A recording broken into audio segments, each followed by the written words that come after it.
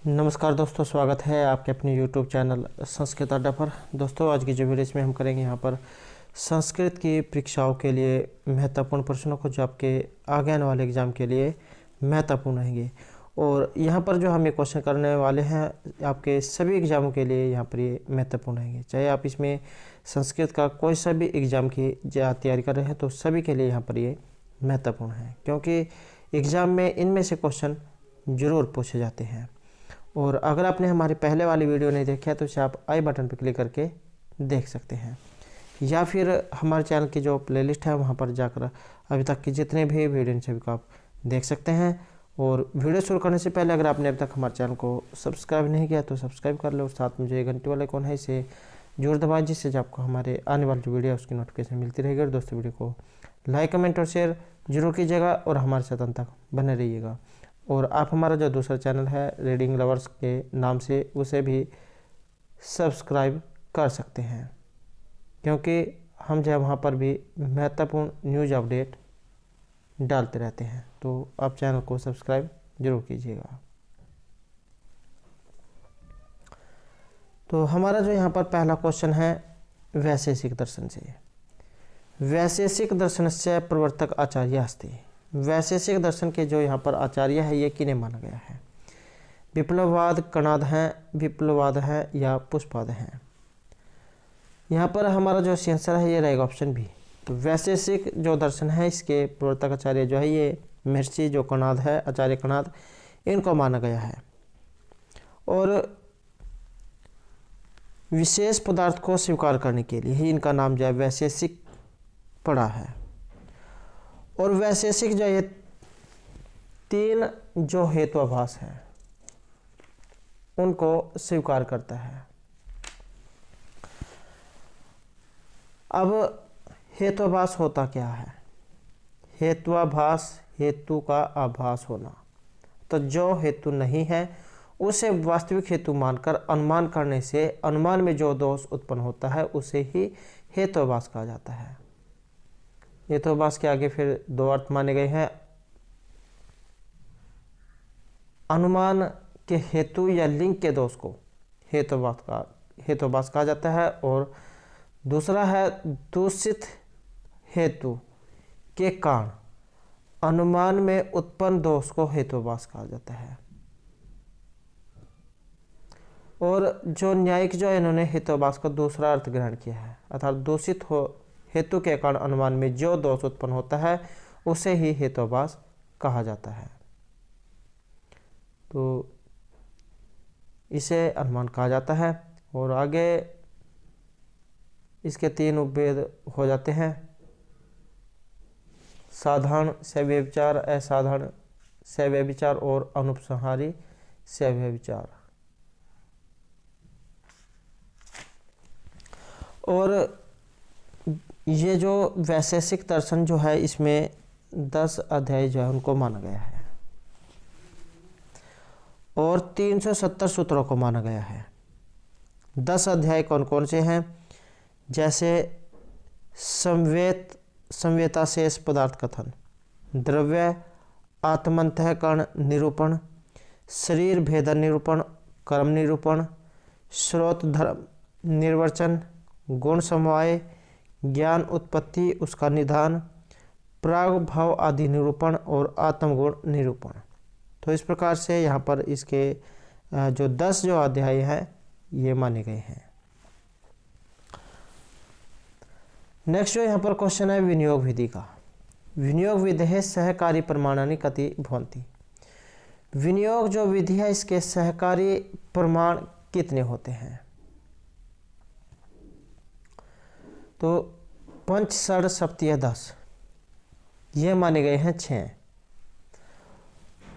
और ये 6 कौन कौन से होते हैं? श्रुति, लिंग, वाक्य, प्रकरण, स्थान और समाख्या। तो ये इसके यहाँ पर 6 वेद ये माने गए हैं। नेक्स्ट क्वेश्चन है हमारा अर्थ संग्रह से। अर्थ संग्रह प्रोक्तम धर्म लक्षणम अस्ति। अर्थ संग्रह में जो यहाँ पर कहा गया धर्म का लक्षण है, यथा धर्म है तथा जय है। धार्यतीति धर्म है, च उदान लक्षणार्थ धर्म है, या यतो अभ्युत है, निःश्रेय सिद्धि स धर्म है। तो यहाँ पर अर्थ संग्रह में जो धर्म का जो लक्षण है ये बताया गया है ऑप्शन सी को, अर्थात प्रेरणादायी विधि के द्वारा जो प्रतिपादित होता है वह धर्म है। तो ये जो अर्थ संग्रह जो है इसमें ये जय उदान लक्षण आदि धर्म को जहाँ पर धर्म का जो लक्षण है ये कहा गया है। तो ये आपने जरूर याद रखना है।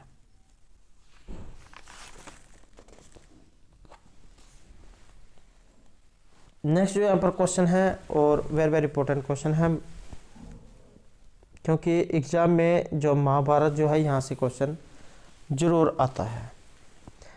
महाभारतस्य अष्टादशु पर्वसु इदं द्वादशतम भवति। तो यहाँ पर ये जैसे 12वां नंबर पूछा गया है, तो एग्जाम में यहाँ से बहुत से क्वेश्चन पूछे जाते हैं कि जैसे महाभारत है महर्षि कृष्णदेव पान वेद व्यास जो है उनके द्वारा रचित है, और किस में है, ये पर्वों में है। कितने पर्व हैं इसमें, 18 इसमें पर्व हैं। और ये जो 18 पर्व हैं ये कौन कौन से हैं?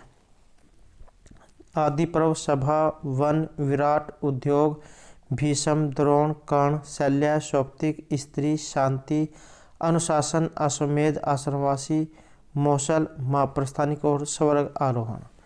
तो इस प्रकार से यहाँ पर ये 18 पर्व है। और यहाँ पर जो 12वें नंबर का इसमें कौन सा है? तो 12वां जो यहाँ पर नंबर जो माना गया है ये रहेगा ऑप्शन सी में। तो शांति जो पर्व है यहाँ पर ये 12वें नंबर का माना गया है।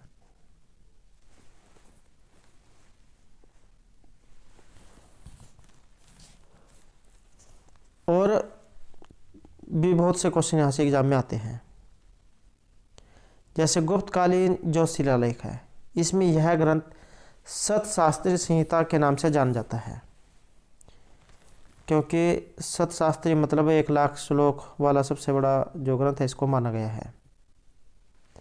महाभारत के 5 रत्न हैं, पंचरत्न हैं, भगवद गीता, विष्णु सहस्त्रनाम, अनुगीता, भीष्म स्वराज और गजेंद्र मोक्ष। सबसे पहला जो नाम है, सबसे पहले से कहा जाता था जय, उसके बाद भारत और उसके बाद महाभारत, ये इसका नाम पड़ा।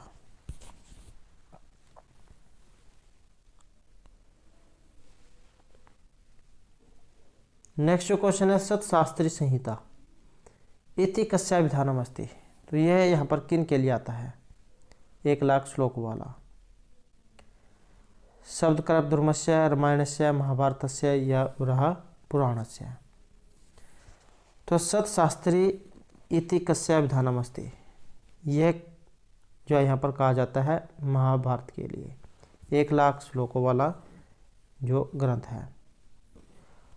तो महाभारत का जो सर्वप्रथम नाम था जय, और उस समय इसमें जो श्लोक जो है उनकी संख्या मानी गई थी 8800। उसके बाद दूसरा नाम पड़ा इसका भारत, उस समय इसमें 24,000 श्लोक हो गए थे।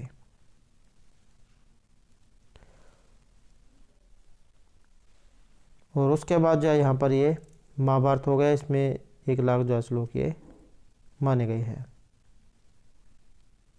तो जब इसमें अनेक आख्यान और उपाख्यान जो उनका मिश्रण हो गया तो ये तब 1 लाख श्लोक वाला महाकाव्य बन गया। और जैसे यहाँ पर इसमें ये पर्व है, और भी जो यहाँ से एग्जाम में क्वेश्चन पूछा जाता है। जैसे महाभारत जो इसमें 18 पर्व हैं, और पुराण जो एक एग्जाम में आते हैं, पुराणों की संख्या कितनी है? तो पुराण जो है इनकी संख्या भी 18 है। मत्स्य पुराण, मार्कंडेय पुराण, भविष्य पुराण, भागवत पुराण, ब्रह्मांड पुराण, ब्रह्मा पुराण, ब्रह्म वैवर्त पुराण, वामन पुराण, वराह पुराण, विष्णु पुराण, वायु पुराण, अग्नि पुराण, नारद पुराण, पद्म पुराण, लिंग पुराण, गरुड़ पुराण, कुर्म पुराण और स्कंद पुराण। तो इनकी संख्या 18 है। जैसे यहाँ पर पुराणों की संख्या 18 है, ऐसे ही उप पुराणों की संख्या भी 18 है। सनत कुमार, नारसिंह, स्कंद, शिवधर्म, आश्चर्य, नारदीय, कापिल, वामन, औसनस, ब्रह्मांड, वारुण, कालिका, महेश्वर, शांब, सौर, पराशर, मारीच और भार्गव। तो 18 उपपुराण हैं और 24 जो है अवतार माने गए हैं। मत्स्य, कच्छप, वराह, नृसिंह, वामन, परशुराम, राम, कृष्ण, बुद्ध, कल्क, ब्रह्मा, नारद, नर नारायण, कपिल, दत्तात्रेय, यज्ञ, ऋषभ, पृथु, धन्वंतरी, मोहिनी, वेदव्यास, बलराम, हंस, हयग्रीव। तो ये 24 अवतार माने गए हैं। तो ये जो एग्ज़ाम में पूछे जाते हैं, तो इनको आपने जरूर याद रखना है। अगला क्वेश्चन है यहाँ पर जय इति कस्य नाम अनंतरम अस्ति। जय जो यहाँ पर आया है, ये दूसरा नाम किसका है या किसे कहा जाता था? रामायणस्य, महाभारतस्य, रघुवंशस्य या किरात अर्जुनस्य। तो जय भारत महाभारत, तो ये महाभारत जो है इसी को ही कहा जाता है।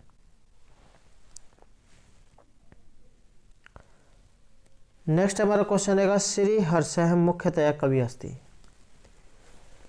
श्री हर्ष जो यहाँ पर मुख्य रूप से कवि है। वीर रस के, श्रृंगार रस के, शांत रस के या करुण रसस्य करुण रस के।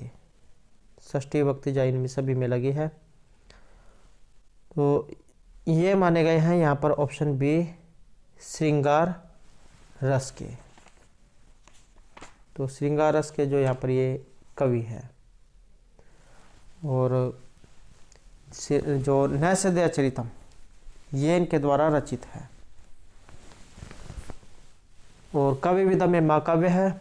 22 सर्ग है, 2830 अर्थात 2830 इतने नैषधीय चरित में सर्ग है। आधार ग्रंथ इसका महाभारत है। महाभारत में जो नल उपाख्यान है, श्रृंगार रस इसमें रहेगा। और वैदर्भी शैली जो है इसका प्रयोग इसमें हुआ है।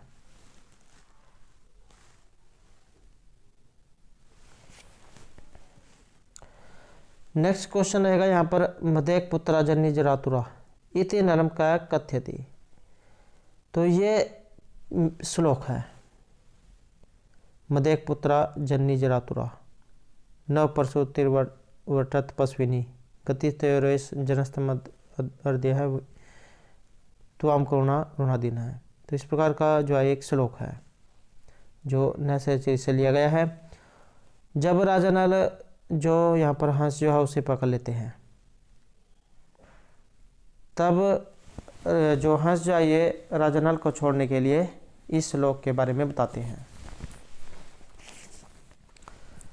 कि मैं जो अपनी माता का अकेला पुत्र हूँ और मेरी जो पत्नी है उसने भी अभी अभी जो है नए जो शीघ्र ही जो बच्चे को जन्म दिया है, तो उन सभी का मैं अकेला ही पालन पोषण करने वाला हूँ। तो इस प्रकार की जो बातें यहाँ पर हंस जो है ये राजा नल को कहता है। तो यहाँ पर जो ये बातें हैं ये हंस ने कही थी। तो नल के द्वारा पकड़े जाने पर हंस जो है सबसे पहले अपने परिवार का परिचय भय करुणा विनम्रता पूर्वक मुनिशवाणी में बात करता है। नेक्स्ट जो यहाँ पर क्वेश्चन आया आचार्य विश्वनाथेन वाक्य निष्पत्तौ कति तत्वानि निर्दिष्टानि। वाक्य निष्पत्ति जो इसके यहाँ पर कितने तत्वों के बारे में बताया है। तो यहाँ पर बताया गया है ऑप्शन ए त्रीणि 3। और ये जो 3 है कौन कौन से हैं? आकांक्षा, योग्यता और आसक्ति के बारे में। और जो आचार्य जो विश्वनाथ है इनके द्वारा रचित जो काव्य है, ये ग्रंथ जो है ये साहित्य दर्पण है और 10 परिच्छेद है। वाक्यम रसात्मकम काव्यम, ये इनका काव्य लक्षण है।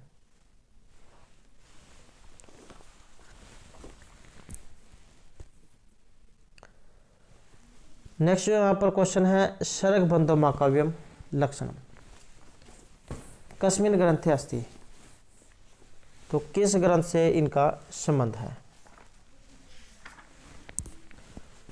इसका जो यहाँ पर संबंध जो है ये ऑप्शन ए से रहेगा, साहित्य दर्पण से, जो आचार्य विश्वनाथ के द्वारा रचित है। 10 ये परिच्छेदों में है, तो ये परिच्छेद आपने याद रखना है कि ये परिच्छेदों में है। और महाकाव्य, ये जो है यहाँ पर जो महाकाव्य के बारे में कहा गया है, महाकाव्य सर्गों में विभक्त होता है और इसका जो नायक है देवता, कुलीन, क्षत्रिय और एक वंशज कुलीन अनेक राजा होते हैं। श्रृंगार, वीर और शांत रस में से कोई एक प्रधान रस होता है और अन्य उसके सहायक होते हैं।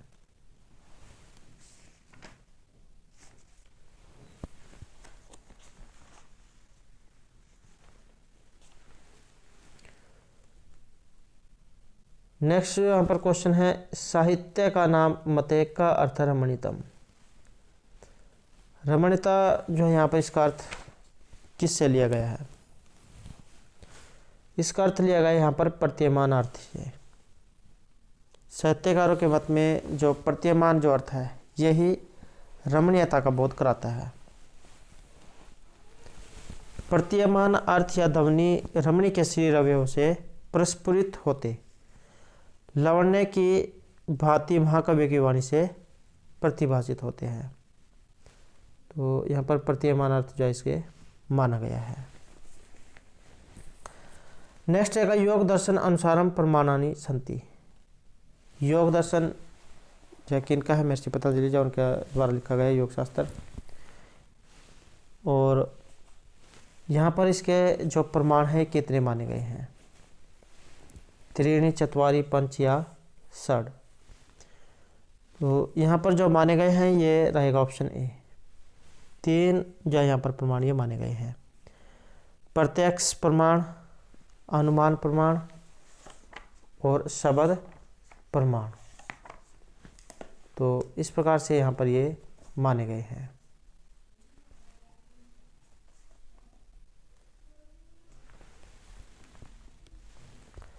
नेक्स्ट है नाट्य उपसंहृति किम भवति। नाट्य जो है इसमें उपस्मृति क्या होती है, यह माना गया है यहाँ पर ऑप्शन डी संधि को। तो संधि को यह माना गया है। और एक जो क्वेश्चन एग्जाम में पूछा जाता है कि जैसे यहाँ पर आया है कार्य की अवस्थाएं कितनी हैं या कौन कौन सी होती है, अर्थक्षेपक कौन कौन से होते हैं, अर्थ प्रकृति, संधि, तो इनके बारे में एग्जाम में पूछा जाता है। तो अर्थ प्रकृतियों की अगर हम यहाँ पर बात करें तो 5 जो अर्थ प्रकृतियाँ मानी गई हैं, बीज, बिंदु, पताका, प्रकृति और कार्यम। 5 ही जो यहाँ पर कार्य की अवस्थाएं हैं, आरंभ, यत्न, प्राप्ति आशा, नियताप्ति और फलागम। 5 ही संध्या होती है, मुख, प्रतिमुख, गर्भ, विमर्श और निर्वहन। 5 ही अर्थक्षेपक होते हैं, विस्कंबक, चोलिका, अंकस्य, अंकमतार और प्रवेशक। और अगर एग्जाम में नाटक के बारे में आ जाए कि नाटक जो है ये कितने होते हैं, तो नाटक जो है इनकी संख्या मानी गई है 10।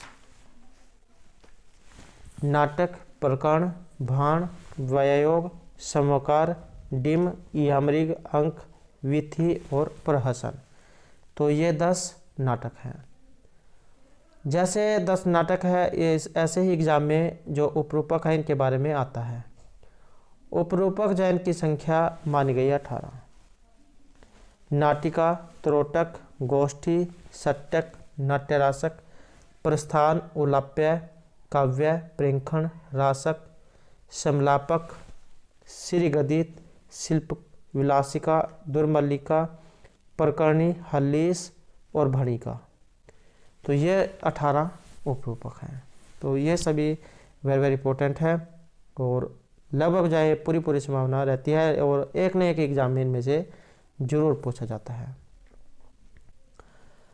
नेक्स्ट जो यहाँ पर क्वेश्चन है 10 रूपक का। 10 रूपकारस्य रस सिद्धांतो अस्ति। 10 रूपकार का जो रस सिद्धांत है इनमें से कौन सा है? अभिनव गुप्त, समत, आनंदवर्धन, रुद्रट या भट्टनायक। तो यहाँ पर जो आंसर माना गया है ये रहेगा ऑप्शन डी में।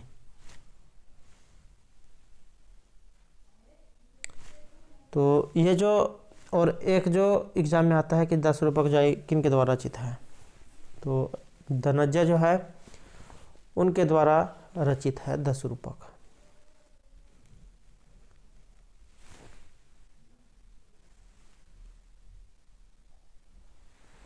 और नाट्यशास्त्र जो है इस पर लिखित ये उपादेय ग्रंथ है।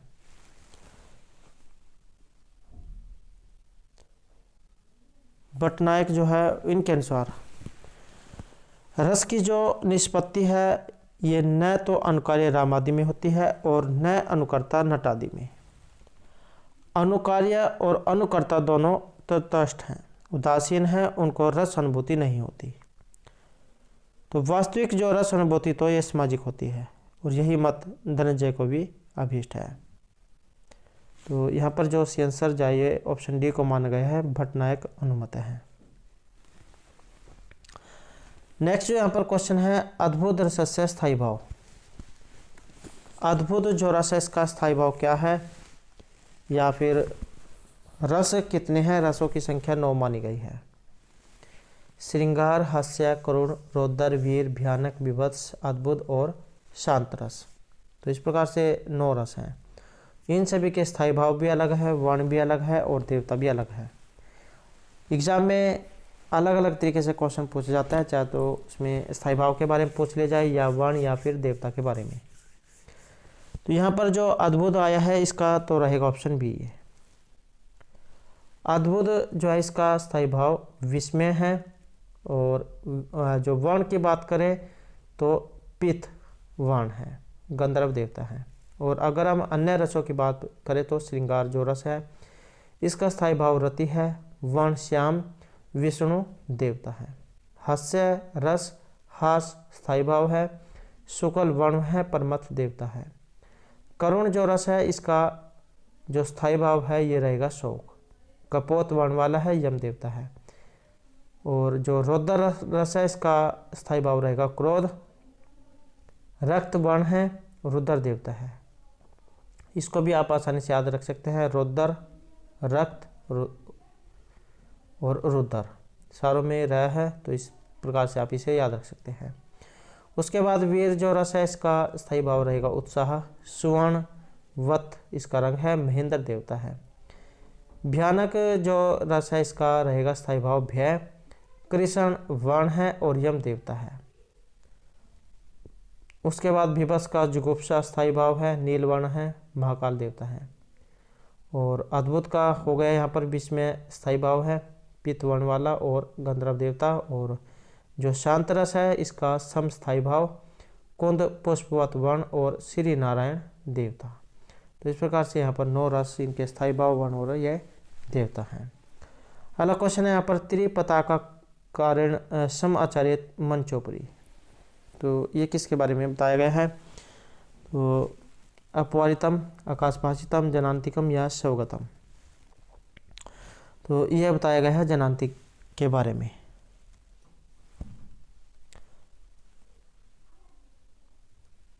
चल रहे संवाद के बीच में त्रिपताका रूप हाथ की मुद्रा के द्वारा दूसरे पात्रों को बचाकर कुछ जनों के मध्य 2 पात्र आपस में जो बातचीत करते हैं वह जनांतिक कहलाता है।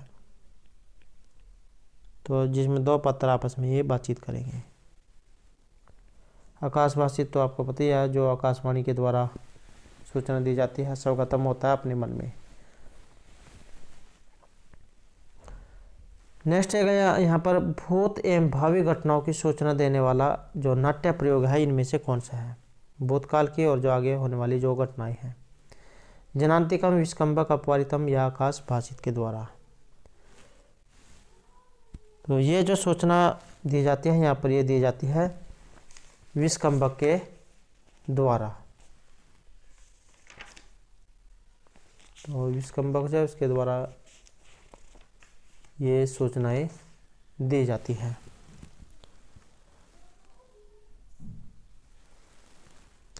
और अगर इसकी जाए यहाँ पर भाषा आ जाए तो शुद्ध विस्कंभक जो होता है इसकी भाषा संस्कृत में होती है। नेक्स्ट रहेगा श्रृंगार रस में कौन सी वृत्ति का प्रयोग होता है? कैसे कि सातवती, आर्भटी या भारती। श्रृंगार जो रस है इसमें कैसे की जो वृत्ति होती है उसका प्रयोग होता है। इसमें आपने एक श्लोक जो सुन रखा होगा, श्रृंगारे कैसकी वीरे सातवती आर्भटी पुनः रसे रुद्र च विभत्से वृत्ति सर्वत्र भारती। तो इसमें जो ये ऑप्शन है कैसे की जो वृत्ति है इसको माना गया है।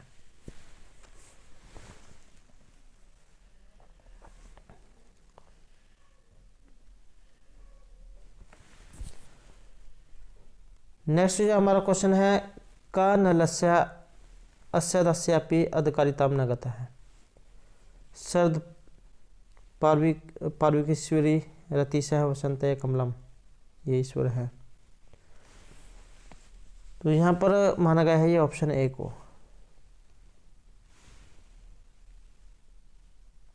शरद ऋतु, शरद ऋतु जो होती है इसकी पूर्णिमा का चंद्र नल की मुख्य दासता की भी योग्यता को प्राप्त न हुआ।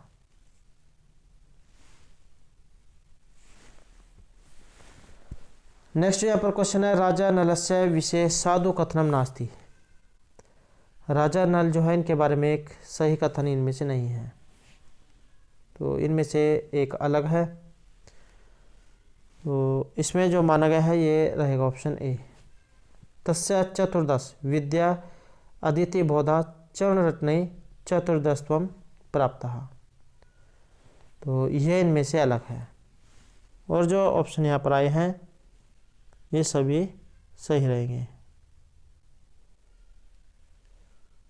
सह महउज्ज्वल महसम राशि राशित तस्य कृतिमंडलम सीतात्पत्रितमासीत तस्य विद्या अष्टादशतम आगतम। राजा जो नल है ये 14 जो विद्याएं हैं इनके जानने वाले थे, इनके ज्ञाता थे। कौन कौन सी थी इसमें? जैसे 4 तो वेद हो गए, ऋग यजु साम अथर्ववेद। 6 वेद के अंग हैं शिक्षा, कल्प, व्याकरण, ज्योतिष, छंद, मीमांसा दर्शन, न्याय दर्शन, धर्मशास्त्र, पुराण। तो इन सभी को जो मिलाकर हैं ये 14 विद्याएं हो जाती हैं जो राजा नल जानते थे। नेक्स्ट है यहाँ पर अर्थ संकोच का उदाहरण। अर्थ संकोच का उदाहरण इनमें से कौन सा है? प्रवीण, तैल, असुर या सरसीज। ये माना गया है यहाँ पर सरसीज को। जब किसी शब्द के विस्तारित अर्थ में पहले की तुलना में कमी आ जाती है तो उसे अर्थ संकोच कहा जाता है। कि जब किसी शब्द के विस्तरित अर्थ में पहले की तुलना में कमी आ जाती है तो उसे अर्थ संकोच कहा जाता है। नेक्स्ट है यहाँ पर अवेस्ता भरोपिया परिवार से कई शाखाएं संबंध आस्ती। तो किस भाषा से ये संबंध रखती है?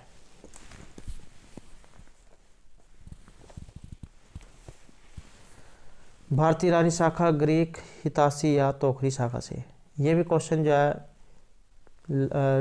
इनमें से भाषा वाले क्वेश्चन में से एक क्वेश्चन जो एग्जाम में जरूर आता है। तो अवेस्ता भरोपिया परिवार की किस शाखा से संबंधित है? तो इसका जो संबंध माना गया है ये रहेगा ऑप्शन ए से। भारोप्य जो है जो भारत और ईरानी जो शाखा है इससे इसका जो संबंध है ये माना गया है। और इस प्रकार की भाषाओं की अगर हम बात करें, भारोपीय जो परिवार है, क्योंकि एग्जाम में भाषा वाला क्वेश्चन जरूर आता है। तो इस परिवार की जो भाषाएं हैं ये रहेगी इसमें भारत, उत्तरी साइड का अफगानिस्तान, ईरान और सारा यूरोप में भारोपीय भाषा बोली जाती है। कौन कौन सी भाषाएं आती है इसमें? संस्कृत, ग्रीक, लैटिन, उसके बाद आदि प्राचीन, अंग्रेजी, फ्रेंच, जर्मन, हिंदी, मराठी, गुजराती, पंजाबी और बांग्ला। तो ये सभी भाषाएं इसकी है। और इस परिवार की दो मुख्य शाखाएं भी हैं, भारोपीय शाखा और भारत ईरानी शाखा। और जो भारोपीय भाषा जो इसको मुख्य रूप से दो वर्गों में बांटा गया है, शतम वर्ग और केंटू वर्ग। ये भी क्वेश्चन आपकी बार जो यूजीसी नेट का हाल ही में एग्जाम हुआ था उसमें क्वेश्चन पूछा गया था। शतम वर्ग और जो केंटू वर्ग है इसमें कौन कौन सी आती हैं? शतम जो वर्ग है इसमें आते हैं जैसे संस्कृत और Hindi, Avesta, Farsi, Slavic, Baltic, Lithuanian. Centum वर्ग जो है इसमें आती हैं जैसे लैटिन, ग्रीक, जर्मनिक, केल्टिक, तोखारी, आयरिश, अंग्रेजी, हुंड। तो ये आपने जरूर याद रखना है, शतम वर्ग और केंटुम वर्ग, या जो भारोपीय परिवार है इसमें कौन कौन सी भाषाएं ये आती हैं। नेक्स्ट यहाँ पर हमारा क्वेश्चन है संख्या दर्शनस्य पुरुष तत्वम भवति। संख्या जो दर्शन है इसका पुरुष तत्व इनमें से कौन सा है? विषम, त्रिगुणातीतम, प्रधानम या अविवेकशीलम। यहाँ पर माना गया है ये हमारा ऑप्शन बी को, त्रिगुण अतीतम को। संख्या दर्शन जो है यहाँ पर ये त्रिगुण अतीत को मानता है। ये जो यहाँ पर त्रिगुण अतीत ये क्या होता है? तीन जो है गुणों को माना गया है। तीन गुण कौन कौन से होते हैं? ये होते हैं सत्व, रज और तम। तो ये इसमें तीन जो गुण ये माने गए हैं। संख्या दर्शन जो है ये प्रकृति की व्याख्या तीन गुणों के माध्यम से करता है, जो न केवल प्रकृति में बल्कि प्रकृति से उत्पन्न प्रत्येक वस्तु में भी उपस्थित होते हैं। तीन गुण ये सत्व, रज और तम है। ये सूक्ष्म और अतीन्द्रिय है, इसलिए अनुमान के विषय है। सत्व गुण शुद्धता का प्रतीक है, जिससे आनंद और ज्ञान की उत्पत्ति होती है। सूर्य, अग्नि, मन और बुद्धि में प्रकाशित होने या ज्ञान प्राप्त करने की क्षमता इसी से आती है। और यह गुण हल्का होता है। ये भी क्वेश्चन एग्जाम में पूछा जाता है कि ये जैसे दे दिए जाएंगे तीनों और पूछ लिया जाएगा कि इनमें से हल्का कौन सा होता है। तो ये जो सत्व है इसे गुण हल्का माना गया है और इसलिए ऊर्ध्वगमन इसकी प्रवृत्ति होती है। वन इसका श्वेत माना गया है। रजस जो गुण है ये अशुद्धि का प्रतीक होता है। क्रोध, द्वेष, विषाद जैसी दुखात्मक प्रवृत्तियां यहीं से उत्पन्न होती है और इसका वर्ण लाल माना गया है। तमस गुण अंधकार और अज्ञान का प्रतीक है और यह मोह पैदा करता है। प्रमाद, आलस्य और मूर्छा आदि इसी के कारण होते हैं। भारी होने के कारण यह अधोगामी है और इसका रंग काला माना गया है। तो इतनी बात आपने जरूर याद रखनी है। इसमें आपने एक श्लोक जा सुन रखा होगा, सत्वम लघु प्रकाशकम इष्टम उष्टमकम चलन च है रज है गुरु वणेकम तम प्रदीप वर अर्थ तो वृत्ति है।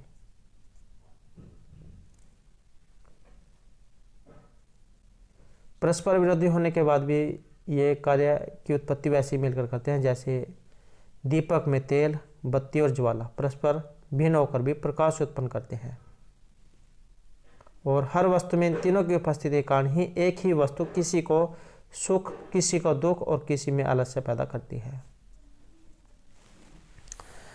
नेक्स्ट क्वेश्चन रहेगा हमारा, काव्यम यस्य इति मम्मट उक्तस्य उदाहरणं विदते। काव्य जो है, काव्यम यस्य, काव्य के प्रयोजन जो है वहाँ से इसका संबंध रहेगा। आचार्य मम्मट जो है उनके काव्य से लिया गया है, और जो आचार्य मम्मटैन के द्वारा लिखा गया काव्य प्रकाश और उल्लास में है। 10 जो है इसमें उल्लास है। और इसमें यहाँ पर जो हमारा सी आंसर जो है ये रहेगा ऑप्शन डी, कालिदास आदिनीम ईव। और एक एग्जाम में जो यहाँ पर एक क्वेश्चन पूछ जाता है, जैसे काव्य के प्रयोजन का, काव्यम यस्य अर्थकृत्य व्यवहार विदे श्वेतरक्षते सदः परिनिमित्ते कांता समतियो उपदेश युज्ये। काव्य जो है इसके 6 प्रयोजन हैं, 6 प्रयोजन इसके माने गए हैं। यश, अर्थ, व्यवहार ज्ञान, अनिष्ट का निवारण और आनंद की प्राप्ति, और 6ठे नंबर पर है उपदेश। यश क्या होता है, जैसे यहाँ पर कालिदास जो आदि कवि जो है इनको हुआ है। कैसे? काव्य की रचना से यश की प्राप्ति होती है, और इसके उदाहरण स्वरूप मम्मट ने कालिदास आदि कवियों को प्रस्तुत किया है, जिनका यश अपने काव्य की रचना के कारण आज हजारों वर्षों के बाद भी चारों दिशाओं में व्याप्त है। या आप इस तरीके से समझ सकते हैं कि जो कवि जो हुए हैं, चाहे इसमें कालिदास है या अन्य कवि हैं, उन्होंने जो भी काव्य लिख दिए हैं उनको अब आज भी पढ़ रहे हैं। दूसरे नंबर पर जो है यहाँ पर अर्थ है, अर्थात धन की प्राप्ति होना, जैसे श्री हर्ष आदि जो कवि हैं उनको प्राप्त हुई है। काव्य की रचना से धन की प्राप्ति होती है। कवि अपनी कविता से राजाओं और जनताओं को प्रभावित करके प्रचुर धन को प्राप्त करते हैं, जिसके उदाहरण के रूप में दावक आदि कवि ने प्रस्तुत किया है, जिनको काव्य की रचना के कारण महाराज हर्ष से प्रचुर धन प्राप्त हुआ था। और दावक कवि अपने रत्नावली नाटिका ग्रंथ पर अपना नाम हटाकर श्री हर्ष का नाम डाल दिया है। या फिर आप ऐसे समझ सकते हैं, जैसे कोई पुस्तक लिखता है और वो उसको बाजार में जा बेचता है और उससे उसे धन की प्राप्ति होती है। उसके बाद व्यवहार ज्ञान है, राज आदि गत उच्चार प्रज्ञानम। काव्य का तीसरा जो प्रयोजन है ये व्यवहार का ज्ञान है। काव्य नाटक आदि में चित्रण होता है, उसमें भिन्न भिन्न स्थितियों में पात्रों के परस्पर व्यवहार की शैली का प्रज्ञान होता है। विशेषकर राजा आदि के साथ किस प्रकार का शिष्टाचार व्यवहार में लाना चाहिए, इस बात का प्रज्ञान काव्य आदि के द्वारा ही होता है। या जैसे आप कोई पुस्तक पढ़ते हैं, उसमें जो अच्छी बातें दी गई होती है और उसे अपने जीवन में प्रयोग करते हैं, तो व्यवहार ज्ञान, इससे आपके जो ज्ञान व्यवहार जो है उसमें आपका आचरण अच्छा होता है। नंबर 4 जो रहेगा यहाँ पर अनिष्ट का निवारण, श्वेतरक्षते जो इसका अर्थ होता है। तो इसमें काव्य की रचना से जो अनिष्ट जो होता है उसका नाश होता है। और इस संबंध में जो अपने इसमें उदाहरण सुना होगा मयूर कवि का। महाकवि बाण की पत्नी के शाप से मयूर जो कवि थे कुष्ठ रोग से पीड़ित हो गए थे। महाकवि बाण की पत्नी के शाप से मयूर कवि कुष्ठ रोग से पीड़ित हो गए थे। तब उन्होंने गंगा के तट पर रहकर सूर्य की उपासना की थी और उनकी स्तुति में सूर्य शतकम नामक काव्य की रचना की थी। इससे उनका कुष्ठ रोग दूर हो गया था। इस प्रकार अमंगल का नाश भी काव्य का प्रयोजन है। जैसे यहाँ पर जो मयूर जो कवि है, इन्होंने सूर्य शतकम लिखा था और इनका कुष्ठ रोग ये दूर हो गया था। उसके बाद है आनंद की प्राप्ति होना, अर्थात पढ़ने में आनंद आना, सदैव पर निवृत्ति कि रस स्वादन जो है ये स्मद्भूत विगलित एवं अनंतरम आनंदम, कि काव्य के समस्त प्रयोजनों में मुख्य प्रयोजन काव्य को पढ़ने या सुनने के साथ तुरंत ही परमानंद की अनुभूति होता है। जैसे आप कोई फिल्म गाने सुनते हो या कोई पुस्तक पढ़ते हो, उसमें आपको पढ़ते पढ़ते या आनंद आने लगता है, आप हंसने लगते हो या फिर आपको उसमें इतना खो जाते हो कि आपको या बाहर की वस्तु का ध्यान नहीं रहता। तो आप किसी भी तरीके से इसका अर्थ लगा सकते हैं, तो आपको उसमें पढ़ने में आनंद आना, मज़ा आना, आप इस तरीके से समझ सकते हैं।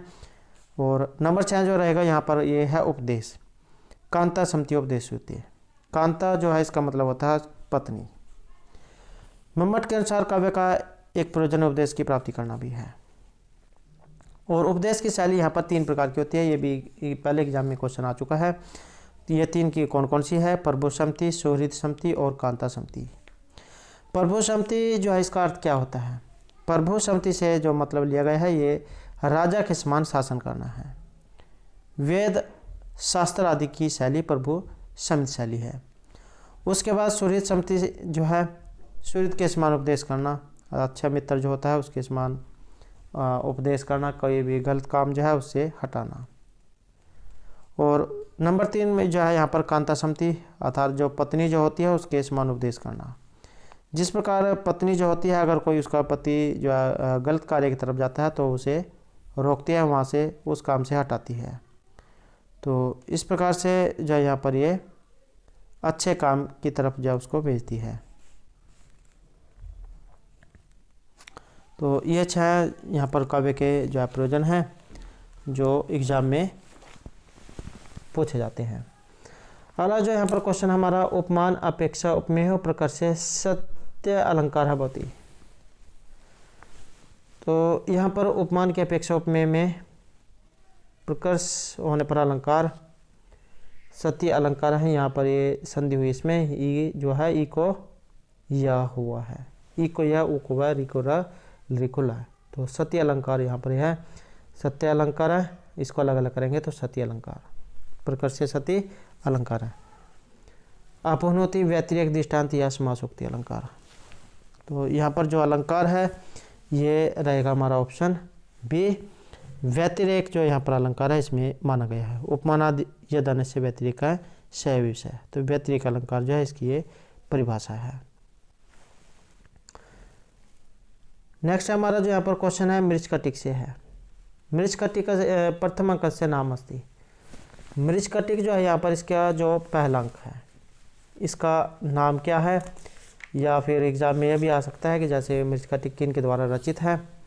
तो सुदर्क जैन के द्वारा रचित है और रूपक का दूसरा वेद है। ये प्रकरण, अंकों की संख्या इसमें 10।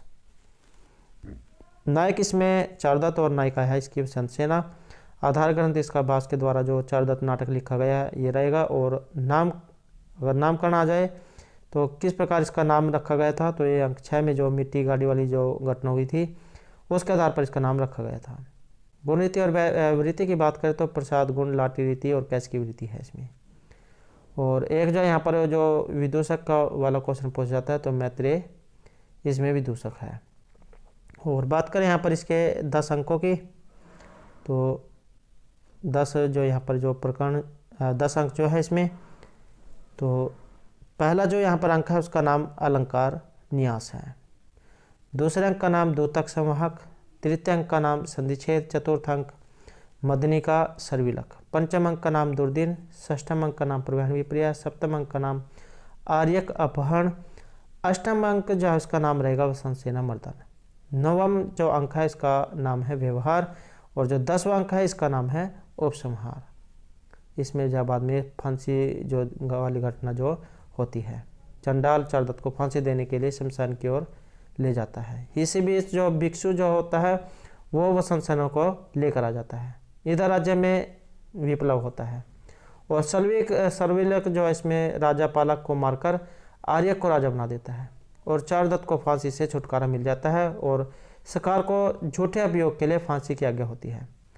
पर जो चारदत्त जो है उसे छुटवा देता है, अर्थात क्षमा कर देता है। और चारदत्त और वसंत सेना जो है उनकी आपस में शादी हो जाती है और इस प्रकार ये जो है समाप्त हो जाता है। और भर्तवाक्य के साथ, भर्तवाक्य होता है और नंदी और भर्तवाक्य ये भी क्वेश्चन एग्जाम में पूछे जाते हैं। तो भर्तवाक्य का प्रयोग लास्ट में होता है, जहाँ पर आपने फिल्मों में देखा होगा, बाद में द एंड लिखा आता है। तो भर्तवाक्य का प्रयोग लास्ट में और नंदी का प्रयोग शुरू में, जो स्तुति वगैरह जो होती है। तो यहाँ पर जो प्रथम अंक जो है इसका नाम अलंकार न्यास रहेगा। यहाँ पर हमारा सही आंसर है ये ऑप्शन ए। नेक्स्ट जो यहाँ पर क्वेश्चन है, नैस्य चरित माँ का विषय द्वितीय सर्गे विद्यमाने हृत सारम इविंदु मंडलम दमयंती वदनाय इति पद में का अलंकार प्रयुक्त है। यहाँ पर कौन सा जो अलंकार है जिसका प्रयोग हुआ है, तो नैस्य चरित वहाँ से इसका संबंध है और अलंकार आपने इसमें बताना है। तो उपमा तिशोक्ति निदर्शन या उत्प्रेक्षा अलंकार, तो यहाँ पर ये माना गया है जो उत्प्रेक्षा जो अलंकार है ये यहाँ पर माना गया है। इसमें जो है यहाँ पर दमयंती का जो मुख है, इसके निर्माण के लिए मानो चंद्रमा का सा भार, चंद्रमा का सार भाग निकाल लिया है। तो उपमेय के साथ उपमान के जहाँ पर संभावना प्रकट की जाती है तो वहाँ पर उत्प्रेक्षा जो अलंकार है वो होता है संभावनम अत उत्प्रेक्षा प्रकृतस्य समेनियत। और लिम्पति तमंगानि वर्षति वजनम नभः सत्पुरुषेव दृष्टि विफलताम गतः, ये इसका उदाहरण है। नेक्स्ट जो यहाँ पर क्वेश्चन है, मृच कटिकस्य नंदी पाठे कस्य देवताया माध्य माध्यमेन रक्षा कामना कृतास्ति। तो नंदी पाठ जो है ये शुरू में होता है, व्रतवाक्य बाद में। तो यहाँ पर नंदी पाठ पूछा गया है, ब्रह्मण विष्णु सरस्वती शंकरस्य, किसकी स्तुति यहाँ पर हुई है। तो इसमें जो यहाँ पर स्तुति हुई थी ये थी ऑप्शन डी में, शंकरस्य, शंकर की। तो इसमें जो है शंकर भगवान से सभी की रक्षा की प्रार्थना करते हैं। अगला क्वेश्चन आएगा, लिम्प तीव्रतमंगनि वर्षति वजनम नभः इत्यत्र का अलंकार है। यहाँ पर जो ये उदाहरण है, लिम्प तीव्रतमंगनि वर्षति वजनम नभः सत्पुरुषेव दृष्टि विफलताम गतः, तो ये इसमें अलंकार पूछा गया कि कौन सा अलंकार है, और उत्प्रेक्षा जो यहाँ पर इसमें अलंकार ये रहेगा। तो उत्प्रेक्षा अलंकार का यहाँ पर ये उदाहरण है। उपमेय के साथ उपमान की संभावना जहाँ पर हो, उत्प्रेक्षा अलंकार वहाँ पर होता है। नेक्स्ट जो हमारा क्वेश्चन है यहाँ पर, मृच्छकटिक विदूषकस्य नाम। मृच्छकटिक जो है इसमें विदूषक का नाम क्या है, माधव्य, कपिंजल, वसंतक या मैत्रेय। तो इनका जो यहाँ पर नाम है ये रहेगा ऑप्शन डी, मैत्रेय।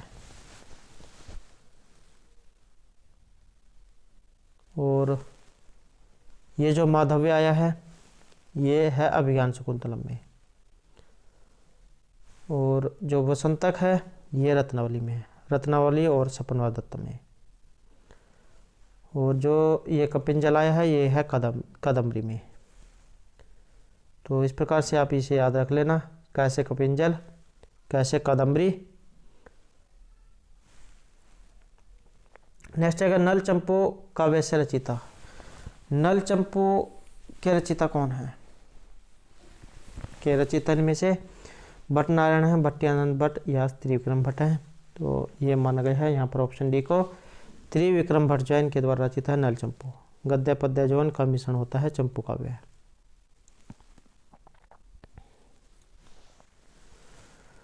नेक्स्ट रहेगा यहाँ पर, कुथे नागेंद्रम इव इंद्र वाहनम इति उपमा सूचकेन वाक्य शिशुपाल वधे लक्षित है।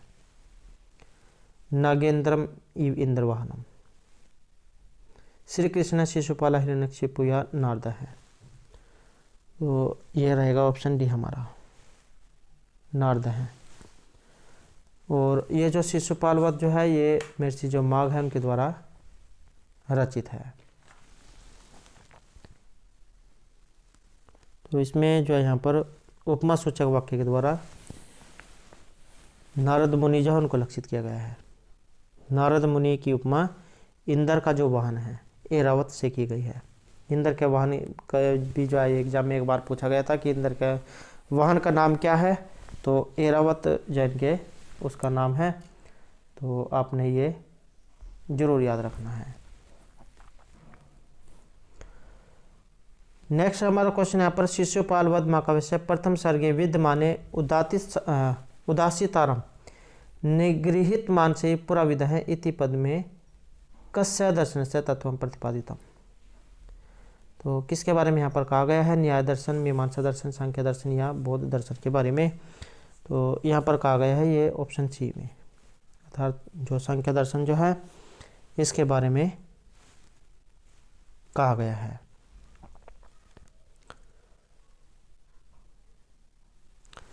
तो दोस्तों ये थे हमारे आज के यहाँ पर संस्कृत की परीक्षाओं के लिए कुछ महत्वपूर्ण प्रश्न जो आपके आगे आने वाले एग्जाम के लिए महत्वपूर्ण रहेंगे। और दोस्तों अगर आपने अब तक हमारे चैनल को सब्सक्राइब नहीं किया तो सब्सक्राइब कर लें, और हमारे साथ अंत बनाने के लिए धन्यवाद।